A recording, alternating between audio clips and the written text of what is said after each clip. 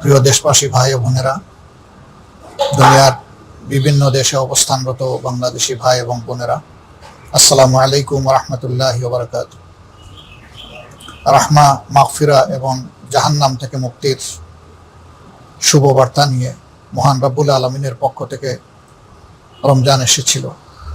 আল্লাহ রব্বুল আলমিন আমাদের সবাইকে এই রমজানে তার অনুগত বান্দাবান্দি হিসাবে রোজা রাখার তৌফিক দিয়েছেন। এই জন্য মাবুদের দরবারে শুকরিয়া আদায় করছি, আলহামদুলিল্লাহ।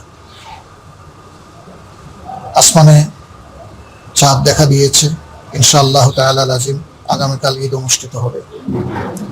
এই ঈদ উপলক্ষে ঈদ উল ফিতরে আমি প্রিয় দেশবাসীকে, ভাই বোনদেরকে আমার অন্তরের অন্তঃস্থল থেকে খুশ আমদেদ জ্ঞাপন করছি, শুভেচ্ছা জানাচ্ছি, দোয়া করছি।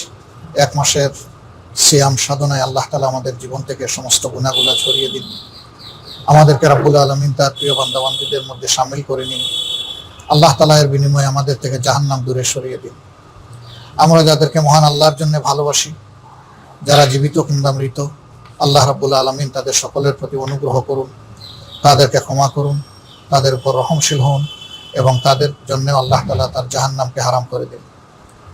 প্রিয় দেশবাসী ভাই বোনেরা, রমজান মানুষকে শুধু উপবাস কিংবা পিপাসার কষ্ট দিতে আসেনি।